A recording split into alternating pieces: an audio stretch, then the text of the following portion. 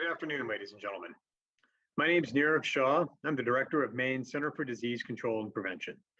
Delighted to be able to join you this afternoon to talk about where we are with respect to COVID-19 for today, Tuesday, May 4th, 2021. Right now across the state, there are a total of 62,509 cases of COVID-19, an increase of 417 cases since yesterday.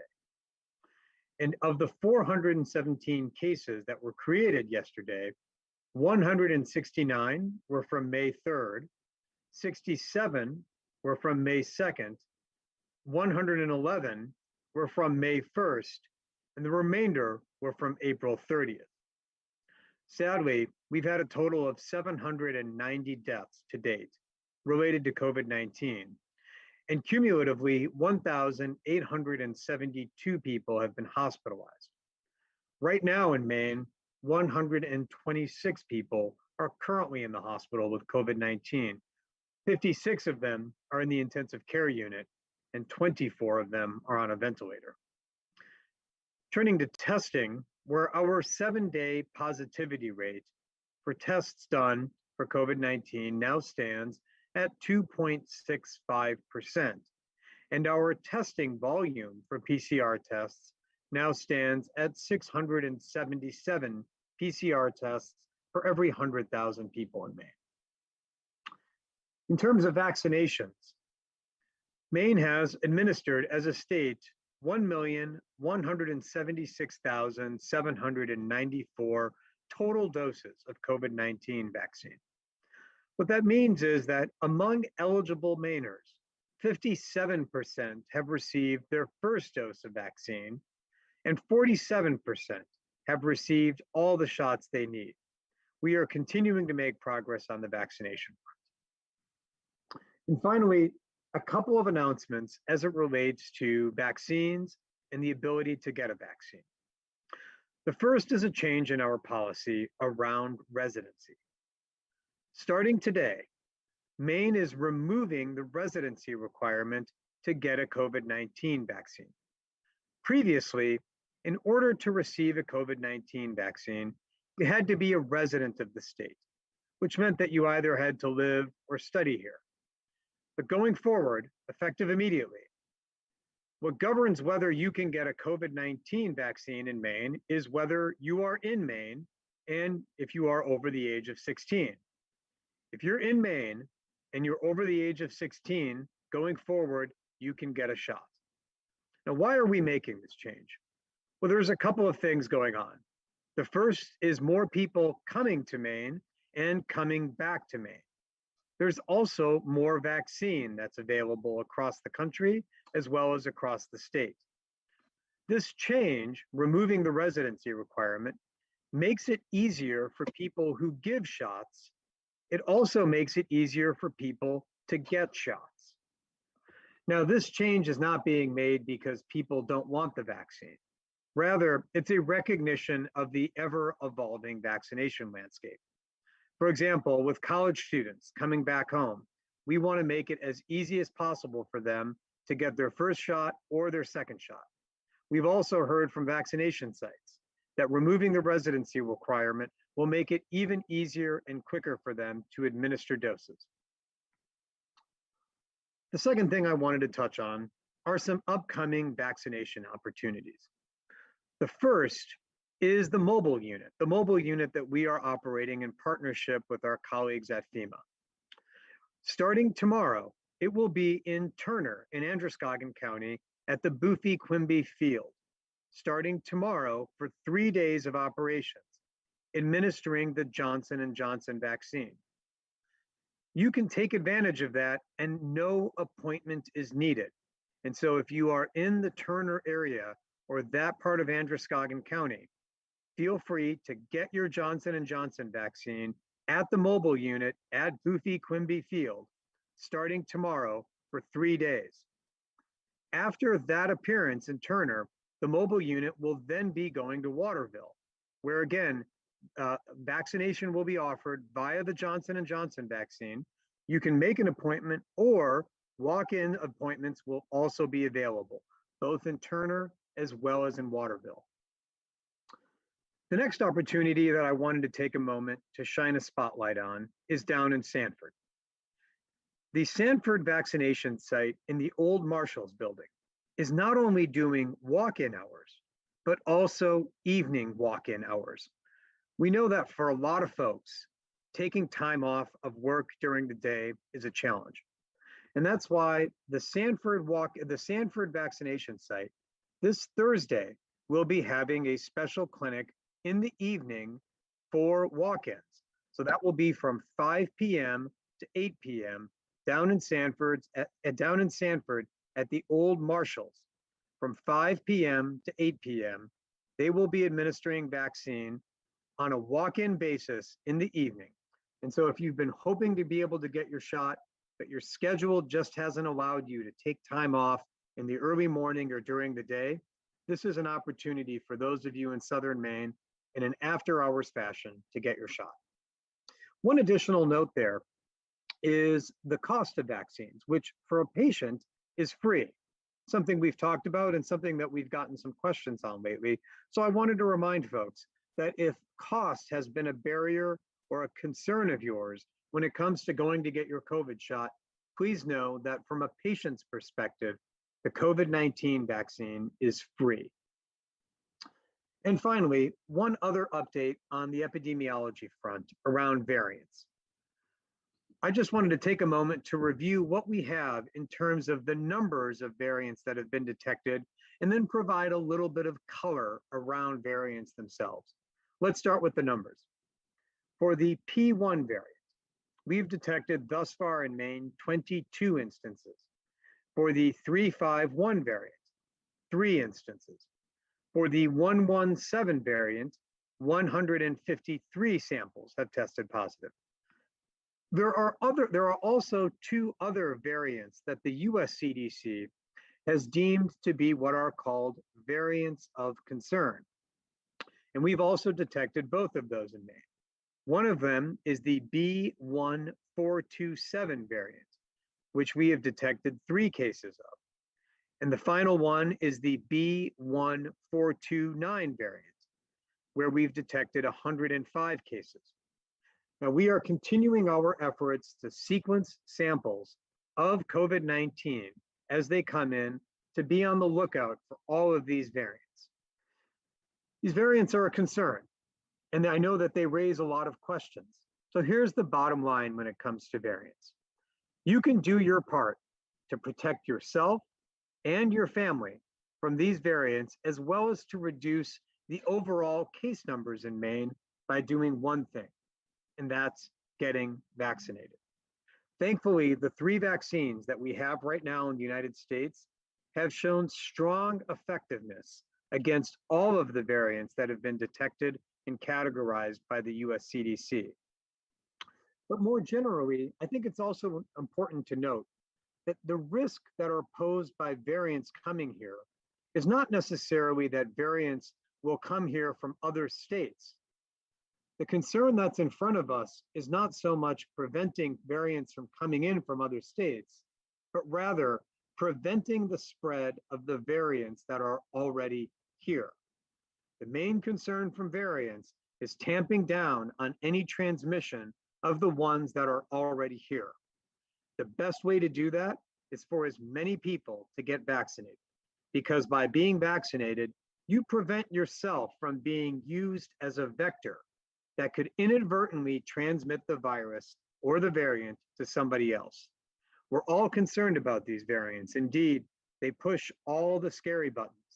But the best thing that you can do to help yourself out, to help your neighbors out, to help the entire state out, is to go get vaccinated, because the vaccines are tremendously effective against the variants, even though those variants are more contagious and in some cases, even more likely to land people in the hospital.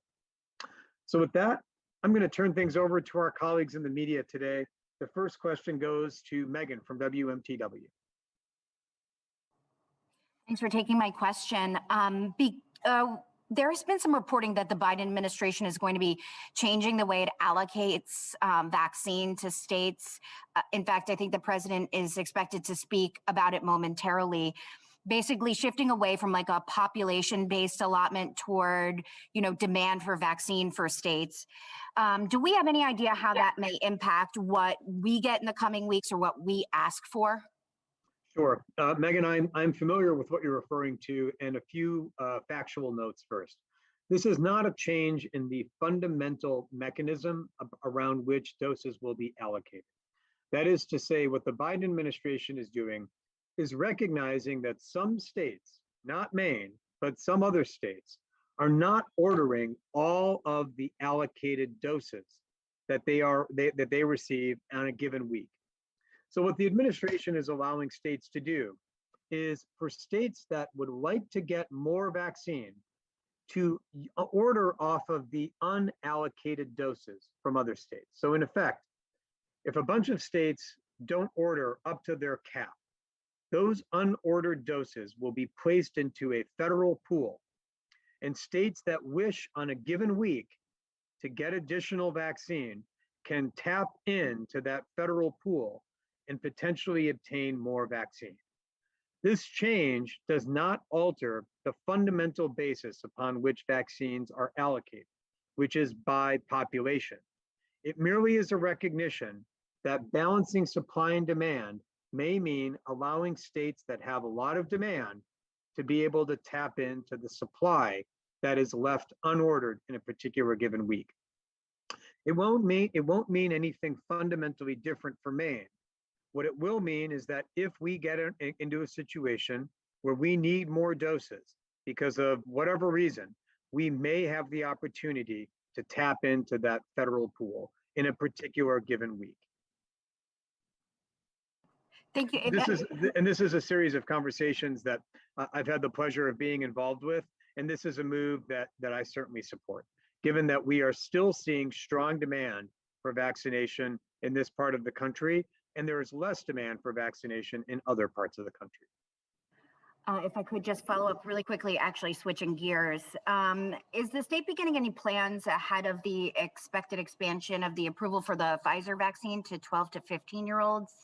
I know we're a little ways off from that, but I just wanted to know what your message to parents might be. Yep. Thanks, Megan. And that also is a development that we've been following, and we will see what the US FDA does if and when they make any announcements next week. But our message here is that we'll be ready. We've been anticipating the possibility of expanded eligibility of the Pfizer vaccine for 12 to 15-year-olds for several weeks now, since Pfizer made the official request to the US FDA. Now, obtaining vaccine of the Pfizer variety may be a challenge initially because, as folks are now aware, the Pfizer vaccine has that ultra cold storage requirement attached to it. So we have been working with providers for weeks now to understand which of them have the ultra cold storage capacity and which of them would like to offer it to patients and those in their communities. Thankfully, we've received robust interest from across the state, from Aroostook County down to York County. We've had providers reach out to us and say, we would like some of the Pfizer vaccine for 12 to 15-year-olds or 12 to 17-year-olds. So we're prepared to make those allocations to meet the needs of folks, starting whenever the US FDA amends the EUA. My message to parents is to strongly and seriously consider getting their 12 to 15-year-olds, 12 to 17-year-olds to get them vaccinated. Even though the overall risk of serious side effects from COVID-19 in that age group is low, it's not zero. We've had instances in Maine and in the Northeast of even young people, 12, 13, 14-year-olds, adolescents, who have had serious consequences related to COVID-19. But even if it's not just about their kids' health, I recommend that parents ask themselves, do our kids spend time with folks who are elderly, folks who may have weakened immune systems? Getting vaccinated lowers the likelihood of accidentally infecting anyone who's elderly in their community that much greater. So I think it's the right thing to do. We are awaiting final authorization from the FDA if and when that comes. And if that happens, we'll be ready. Thank you. Let me turn next to Eric Russell. Good afternoon, Dr. Shah. Thanks for taking the time. I had a couple of questions about vaccinations. It looks like if we look at the daily totals from Saturday and from Monday, they're quite a bit lower than what we've seen the last several weeks. I think they're both below 10,000 for the first time in more than a month. Now, some of this was anticipated as we've moved into a different sort of phase in vaccinations, but is this drop more precipitous than you thought? Eric, I've been looking at those numbers as well, and that's there are some concerns there. But one note there, Eric. You're right. So in terms of what was logged on Saturday, which would have been reported on Sunday, was about 8,000 doses, and then subsequent to that, what was logged on Monday, reported on Sunday, would have been about 2,193 doses. That is a bit lower than we've seen in previous Saturdays and Sundays, although it is consistent with what's happened elsewhere across the country, as well as in the Northeast, which is starting to see a slowdown. So that's not welcome, but it's not unanticipated either. Eric, the additional thing that I've noticed in the data that I'm speaking with our team about is that it's not so much the total doses, but the composition of those doses. That is to say, what we're seeing a lot of are second or final doses. If you kind of look at each of those numbers at the ratio of second or final versus first doses, you're sort of seeing a 2-to-1 or a 2.5-to-1 ratio, which suggests that once we move through those who are right now getting their second doses, we might even have another slowdown. So we're doing our part to try to get the word out, as well as you heard me talk about today, expand not only to walk-ins, but also evening hours as well. Thank you. The second question I had is, there's been a lot of talk over the last couple of days about whether or not we're going to reach herd immunity. And I know a lot of public health experts are saying that's not likely in the future and maybe not ever. Now, I know you've been more positive than others, but I just wanted to get your sense of, given what everybody else seems to be saying, has your stance changed on that? And if it hasn't, I guess, or even if it has, what does it look like as we sort of, debate over the next few months of whether we're actually going to reach this magical number or not? Yeah, Eric, that latter question, I think, is where the action is. Because ever since the beginning of the pandemic, we've all sort of had this notion of herd immunity as the end point, as the time in which we would say, okay, well, I guess we're done now. But as we've discussed, and as you've heard me and others note, herd immunity is not a magical threshold or this talismanic thing where once we get to whatever that number is, we unfurl a banner, turn the lights off, and say mission accomplished. That's not how it is. It's a gradual thing, and the closer you creep toward it, the more effective it becomes. What it signifies really in epidemiological terms is when you've moved beyond that threshold, whatever it is, and there's not even a single threshold, it may differ county by county, city by city, based on demographics. But when you move beyond that, what it means is that levels of disease can fall so low that even those who are not vaccinated effectively enjoy the benefits of vaccination. But that should not be taken to mean that even if you don't reach that point, vaccines are for naught. Indeed, case counts start falling well in advance of reaching whatever that threshold is. And in many countries that are a good bit ahead of the United States, case counts have fallen dramatically, like in Israel, even though they haven't reached, again, whatever that threshold is. So for me, it's not the goal. It's not, that it's not herd immunity or bust. It's let's get as far down that process as we can. And whether that number is 70, 80, 85%, let's just keep working toward that. I don't have a sense of whether we will get to 85 or 87%, because if we don't, that's okay, because I want to just keep plugging away at it. Each additional person we vaccinate brings us that many people that can be infected. That's really fundamentally what matters. Thank you, Dr. Shah. Mm-hmm. One note that is important, Eric, and this is it's a little in the weeds, but it is really important.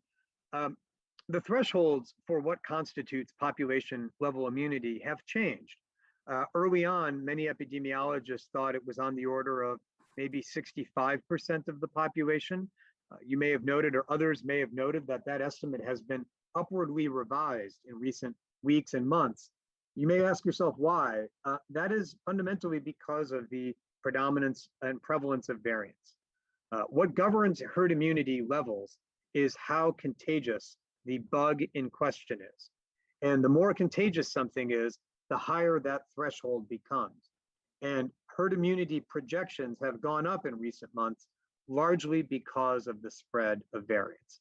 Again, I'm not sure whether we will get there, but as my friend Justin used to say, if anyone's going to get there, it's going to be me, as in the state.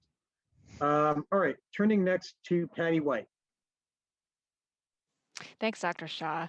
And I apologize if you said this, my Zoom froze on me temporarily, but in terms of opening up eligibility to people from out of state for the vaccine, what if someone's only going to be here, or if they're not going to be in Maine for their second dose? Is that going to be potentially problematic, or enough states opening up eligibility where it won't be an issue? It's more the latter, Patty. We've seen that other states in similar fashion have removed the residency requirement. So we don't see this as a barrier.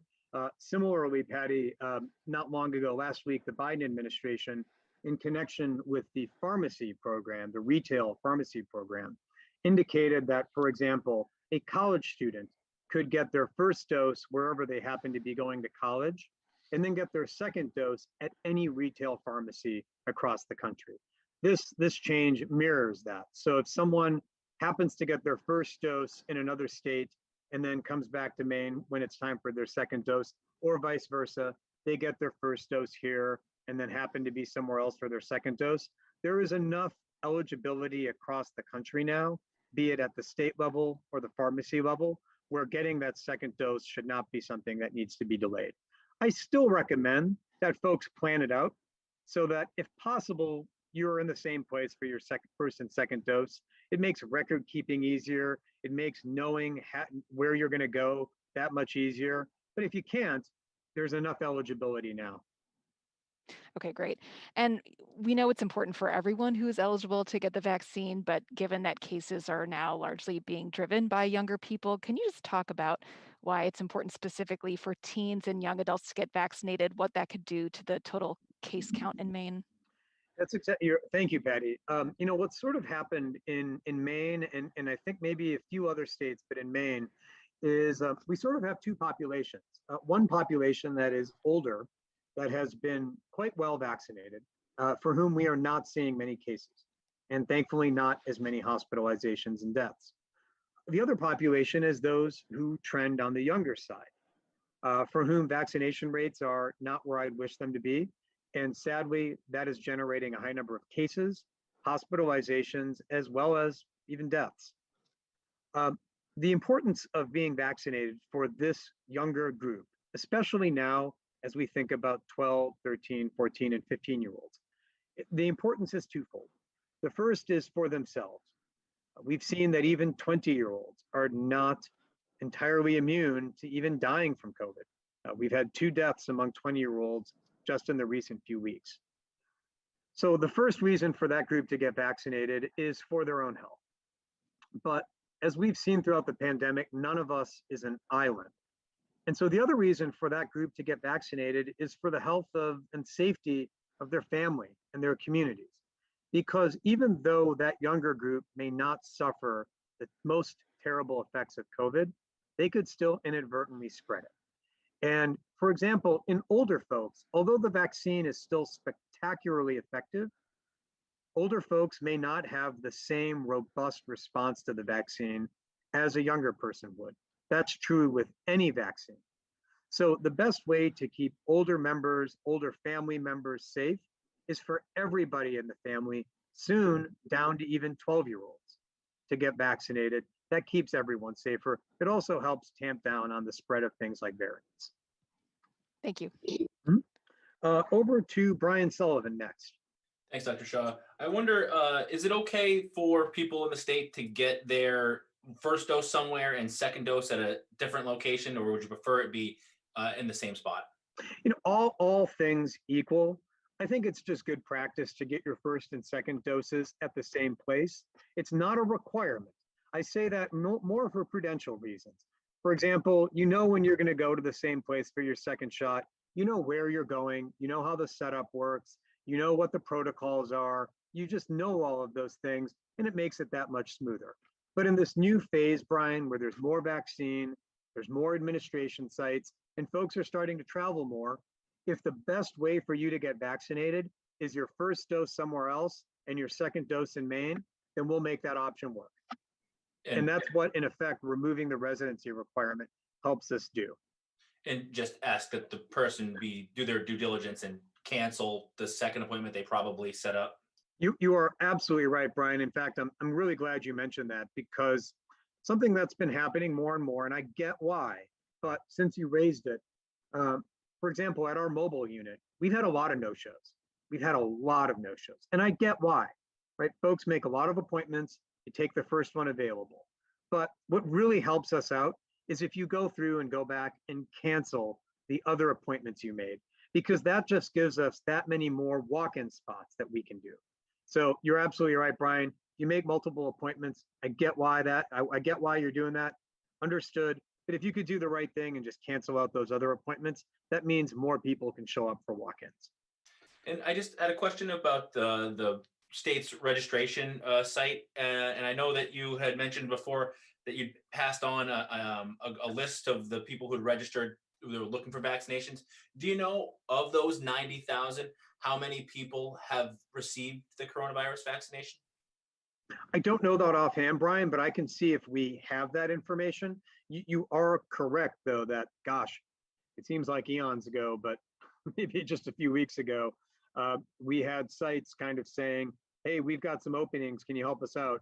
And we, again, had passed along to the various sites the pre-registration list.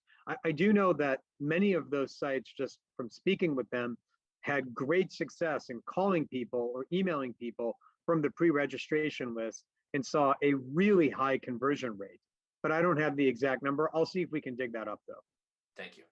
Our registration platform, since you have been avid in asking, is still up and running. Folks can still register even as we are moving into walk-ins. Registering is still allowed. It's still not a bad thing, particularly if you want security around knowing, what, the time that works for me is 2:35 p.m. And if you want to really lock in that time, registering is still an option. And I guess just on that note, if you were going to send some numbers our way, the 90,000 is what we've sort of been fixated on, because that's what I had known. But if it's a larger number, people are still using it, I would be interested to know that as well. Oh, absolutely. We'll see what we can find, and specifically around the total number of registrations. I know it's gone up, but at the same time, as we've moved more toward walk-ins, it's probably leveled out a bit. Thank you. Mm-hmm. Over to Amy Brown next. Thank you, Dr. Shah. Just following up on the previous discussion, are the walk-in care clinics that are basically all over the state participating in the vaccine process? They already have weekend and evening hours, and they seem to be everywhere. Could you just expand upon that a little bit more, Amy?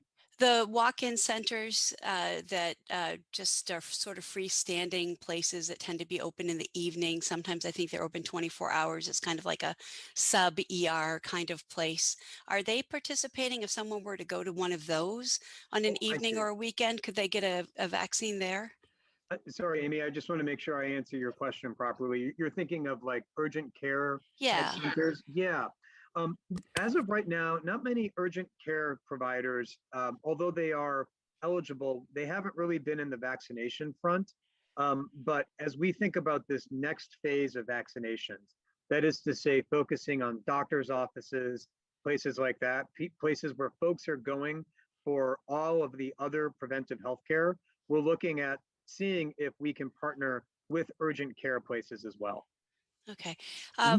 And with Pfizer also announcing today that they're planning on filing for full approval by the end of the month. I wondered if you could say anything about how that process works, what they might be looking at, how long it will likely take. Yep, the what they're referring to there is the what's called the BLA process, the biological licensing application process. And that is kind of been expected following the EUA. Much of the heavy lifting around the analysis of the safety and effectiveness of these vaccines has already been done. The EUA process already did most of that. The BLA process has some implications from a regulatory perspective, and I think that's why Pfizer is doing it. I wouldn't be surprised to see other manufacturers do so in coming weeks. But that is, in big picture terms, how it works. The process has a lot of twists and turns that FDA would have more insight on, but that's, in big picture terms, what I expect to see with all of the vaccines in the coming weeks to months. So do you think maybe by the end of the summer it will have full authorization? And do you have a sense of how, because in the lifetime of most of us, no one's ever really, the whole world hasn't paid attention to one vaccine as it goes through the process. Like, this is being scrutinized. Do you have a sense of how this compares to the process that other vaccines go through in terms of a Well, timeline? yeah, the BLA process, it will follow many of the same parameters that other new vaccines would follow, like the shingles vaccine, et cetera. But again, much of the analysis has already been front loaded. I'm not sure what the timeline will be. That the manufacturers really are the ones they have to make the application and then FDA has to review it. At the state level, state health departments don't really get involved with that. Right, right. Mhm. Okay, thank you. Thanks. Over to Chris Costa next. Hi, Dr. Shah. A quick question for you about getting a walk-in vaccination. And it's kind of a two-part question, if you don't mind. One, I'm wondering if you've had any questions from people in the state of Maine about where they can find them. I know that a lot of us have kind of been trying to keep tabs on them from the hospital systems, which hospital systems, which locations are offering those walk-in clinics. Has there been any confusion there from Mainers about where they can go to get one? And is the Maine CDC going to do anything to kind of broadcast which sites are allowing walk-in appointments other than the mobile unit? Sure. Chris, one of the interesting things here is how quickly the landscape is shifting. And so there are dozens upon dozens of sites across the state of Maine.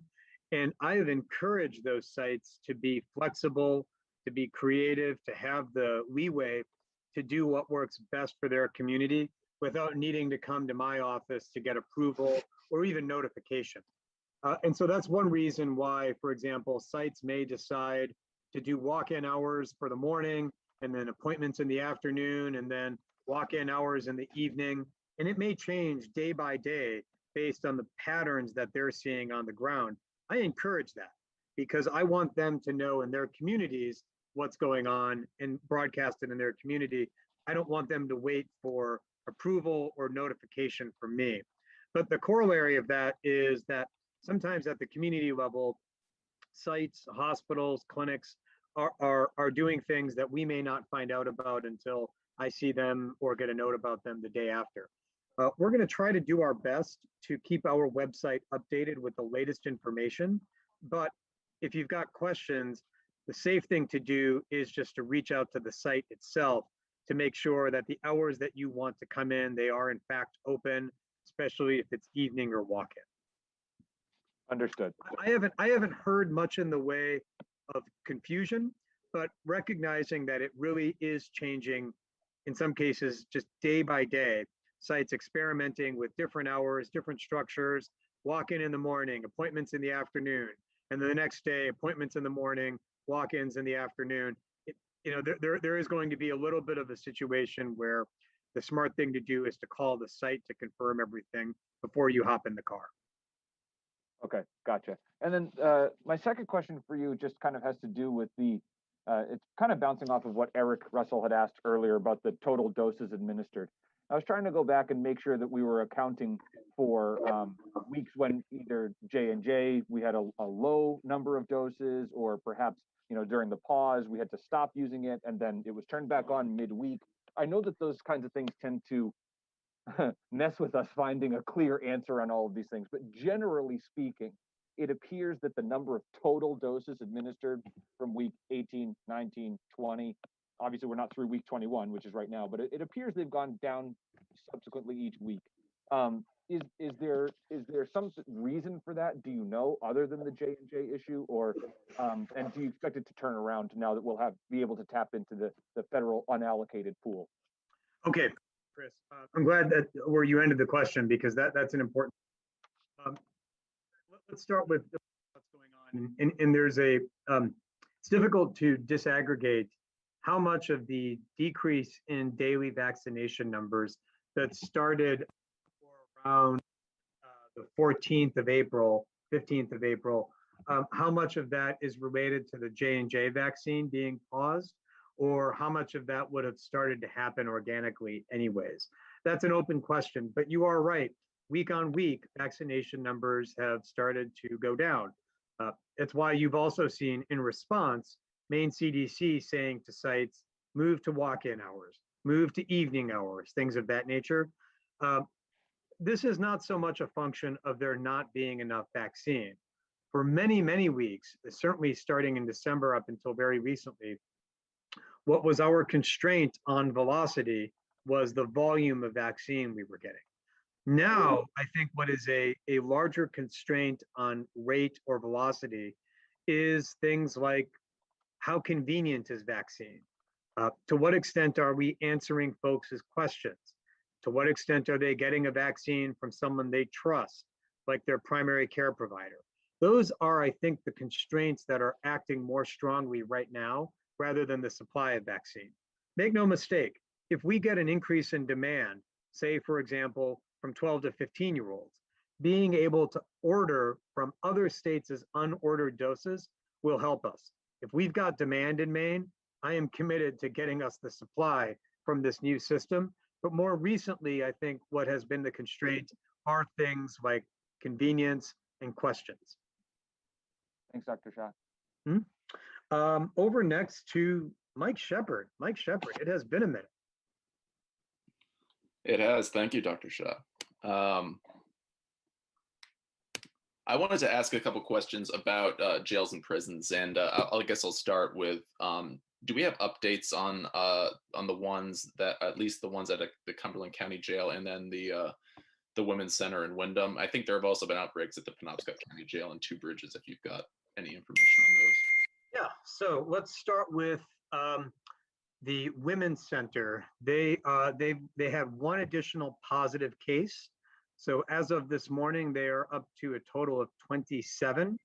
I'll get to vaccinations in just a moment. And then at Two Bridges in Wiscasset, they are up to 30 cases. At the Cumberland County Jail, they have not had any new cases lately. And their total there stands at 67 cases. And then at the Penobscot County Jail, they've not had any new cases in quite some time. They are at 6 cases. And they're toward the latter end of their outbreak, provided they don't have any new cases. On the vaccination front, there's been a lot of activity. We've been working with a number of different provider groups, be it FQHCs or the medical groups that provide care in both the counties and the jails. If I'm not mistaken, Mike, right now, I think as we are speaking, but maybe it was yesterday and maybe it's continuing through tomorrow, there is a team that's providing vaccines at the Cumberland County Jail, a team comprised of their own providers plus some Maine CDC public health nurses, and they are offering vaccines there. At the DOC, by the end of this week, every single resident of the Department of Corrections who wishes to obtain a vaccine will have been offered the vaccine. And indeed, based on the conversation at the briefing I had with their deputy commissioner, the uptake rate within DOC facilities has been very high. I believe it was north of 85%. among residents of DOC. And again, by the end of this week, every single resident of the Department of Corrections who wishes to be vaccinated will have been offered a vaccine. Similarly, every single county jail has been offered some supply of vaccine. And as we get more vaccine into the state, particularly from this unordered allocation process that you've heard us talk about at the national level, we expect to be able to provide more vaccine, not just to congregate settings like jails, but also to places like universities and others who have been waiting. Can you go a little more into how this process is playing out in the state facilities? And it seems like there's a bit of a patchwork from what we're hearing in county jails, where they could be contracting with a provider themselves, or there could be other means of getting it rather than getting vaccines from the state and doing it that way. Sure, I wouldn't describe it as a patchwork. I'd describe it as doing what works well for them and their community. In some jails, for some county jails, they were able to work with for example, in Penobscot, they were able to work with their community health center, PCHC, which was able to make visits to the jail from time to time to offer vaccine for the officers as well as inmates. In other situations, we've worked, or Department of Corrections has worked with the medical provider at the jail to be the ones doing the vaccinations on site. It's different for different jails because every jail is differently situated from a geographical perspective. Some already have a relationship with their community health center, as in the case of Penobscot. Some may not, and then they've worked with their own medical provider.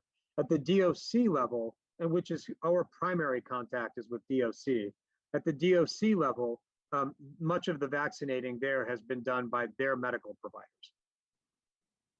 Okay, is there any uniform responsibility for getting vaccines to incarcerated people? I mean, if it's at DOC, how is it determined? How many vaccines DOC gets on a weekly, daily, weekly, monthly basis? Yep, much like any other provider, we base it off of how many vaccines can they do and what our total supply is.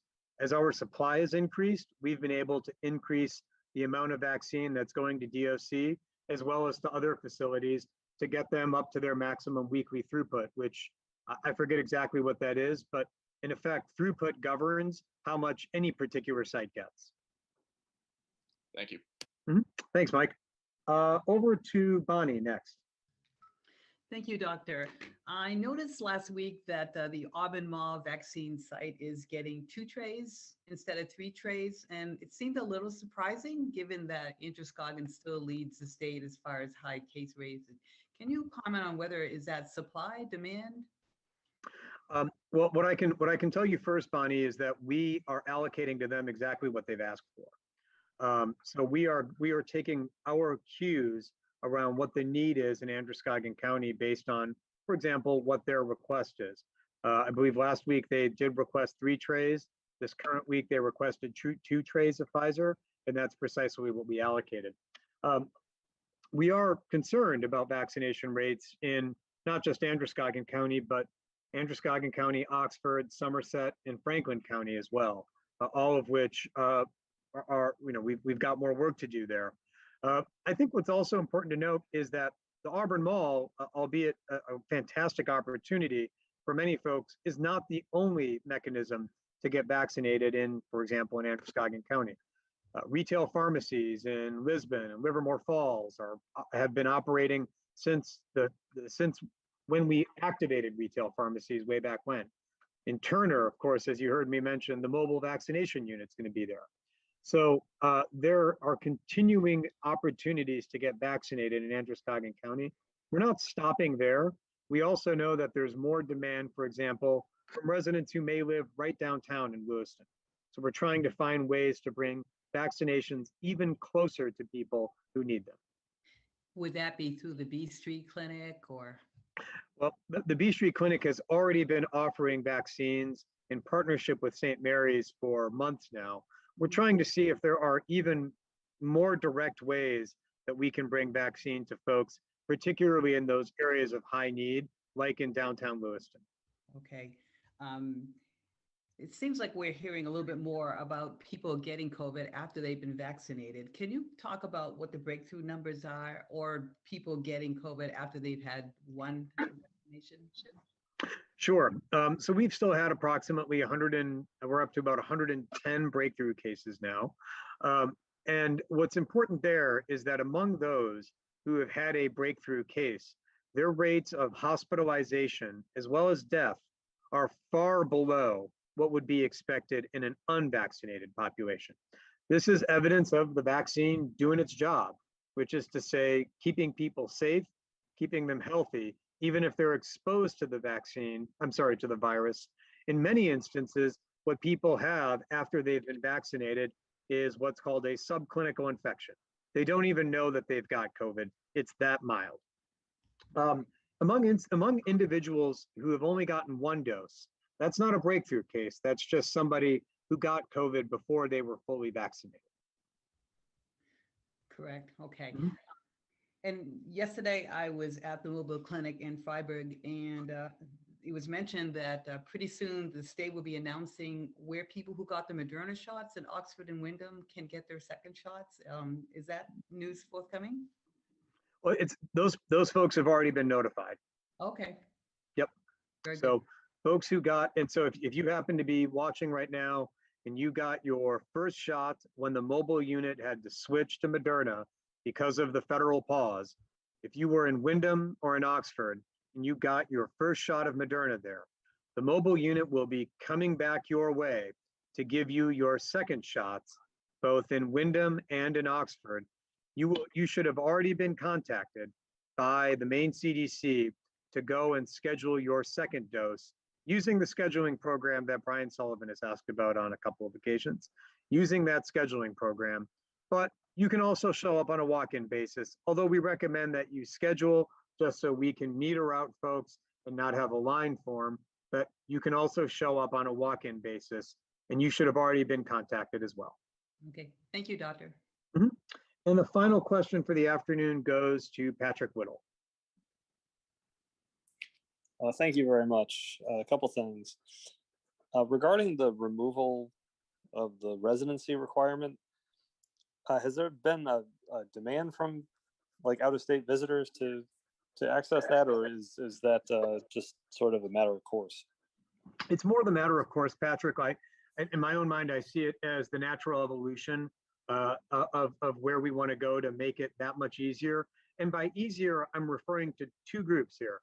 One group are those who are vaccinated. This is one fewer step that they have to abide in order to get somebody in and out the door.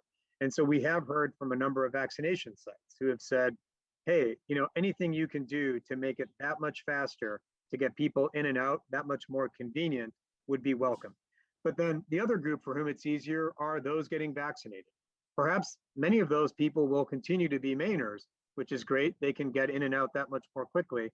But as we get more folks coming back, as we get college students returning, and then perhaps even some visitors, that just is all the more opportunity for them to get vaccinated. So I see it as the natural evolution of things rather than being precipitated by anything in particular.